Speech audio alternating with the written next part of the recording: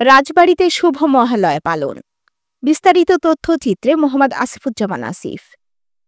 রাজবাড়িতে নানা আয়োজনে শারদীয় দুর্গোৎসব উপলক্ষে শুভ মহালয়া অনুষ্ঠিত হয়েছে। রবিবার সকালে জেলার পাংশা উপজেলার মাগুরাডাঙ্গি সার্বজনীন শ্রী শ্রী দুর্গা পূজা মন্দিরে এ আয়োজন করা হয়।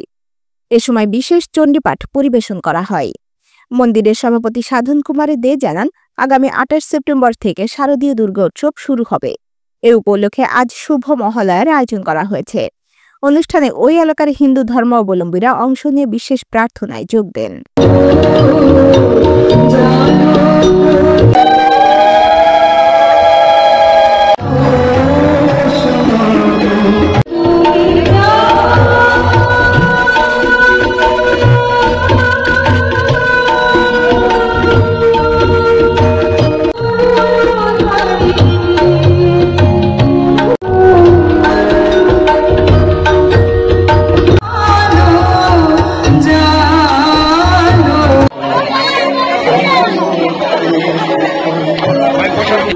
এখানে একটা মহালয় অনুষ্ঠান করতে যাচ্ছি দেবীর আগমন উপলক্ষে।